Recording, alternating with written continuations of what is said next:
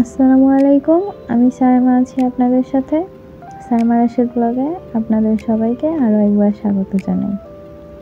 কাছে এবং দূরে, দেশ ও দেশের বাহিরে যে যেখান থেকে আমার ভিডিওটি দেখছেন, আশা করছি আল্লাহর রহমতে সবাই ভালো আছেন, সুস্থ আছেন। আলহামদুলিল্লাহ, আমরাও ভালো আছি। তো আজকে নিয়ে এলাম চিকেন রেসিপি। তো চিকেনটা আমি রেগুলার কাট করে নিয়েছি। তো এখন পরিমাণ মতো দিয়ে দিলাম আদা বাটা, লবণ, হলুদ এবং মরিচের গুঁড়া। এবারে দিয়ে দিলাম গরম মশলার গুঁড়া, ভাজা গরম মশলার গুঁড়া। আমি এটা শুকনো তাওয়ায় টেলে তারপর মিক্সিতে গুঁড়ো করে নিয়েছি। তো সবগুলো ইনগ্রেডিয়েন্ট দিয়ে আমি ভালোভাবে মেখে নেব, মেখে কিছুক্ষণ রেখে দেব।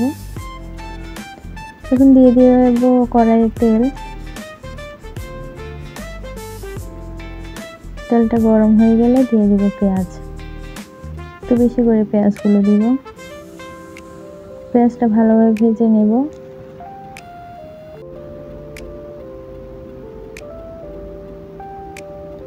পেঁয়াজটা আমি ভালোভাবে ভেজে নেব, একেবারে বেরেস্তা করে নেব। সেজন্য অনবরত নাড়তে হবে, তা না হলে কোনো দিক দিয়ে বেশি হবে আর কোনো দিক দিয়ে কম হবে। অনবরত নেড়ে পেঁয়াজটা বেরেস্তার মতো করে নেব। যে পর্যায়ে বেরেস্তাটা হয়ে গেছে, এখন আমি মেখে রাখা চিকেনগুলো দিয়ে দেব। চিকেনটা দিয়ে আমি পেঁয়াজ বেরেস্তার সাথে কিছুক্ষণ ভেজে নেব।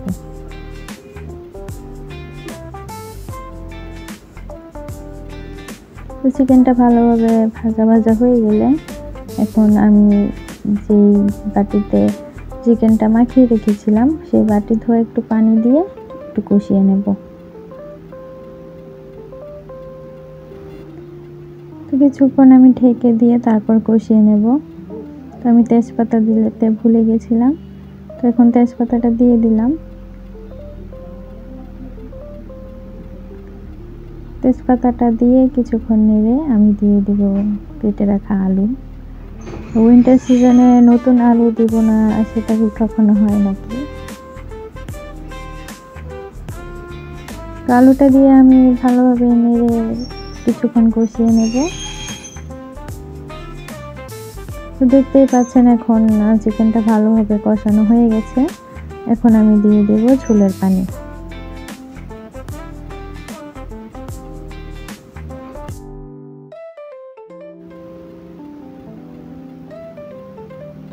ঝোলের পানিটা আমি দিয়ে দিলাম। তো কিছুক্ষণ জাল করার পর আমি 2-3টা আলু এভাবে একটু গেলে দেব। আলুটা একটু গেলে দিলে হয় কি, একটু গ্রেভিটা একটু আঠালো আঠালো হয়, তাহলে ঝোলটা খেতে ভালো লাগে। তাই 2-3টা আলু আমি এভাবে একটু গেলে দিই।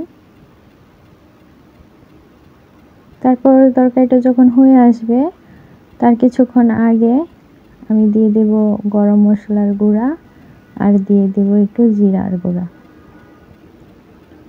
জিরাটাও আমি শুকনো তাওয়ায় টেলে তারপর মিক্সিতে গুঁড়ো করে নিয়েছি। এটা দিয়ে আমি কিছুক্ষণ নেড়ে চেড়ে তারপর নামিয়ে ফেলবো। হয়ে গেছে আমার তরকারিটা। দেখতে থাকুন আর বানিয়ে ফেলুন আপনারা আজই। আমার ভিডিওটি ভালো লেগে থাকলে অবশ্যই লাইক কমেন্ট করতে ভুলবেন না, আর চ্যানেলটিকে সাবস্ক্রাইব করে দেবেন।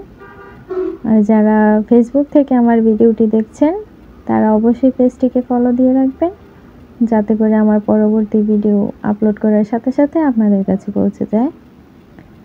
আর ভিডিওটি ভালো লাগলে অবশ্যই লাইক করবেন। তো আজ এ পর্যন্তই। সবাই ভালো থাকবেন, সুস্থ থাকবেন, আমাদের জন্য দোয়া করবেন। আল্লাহ হাফেজ। আসসালামু আলাইকুম।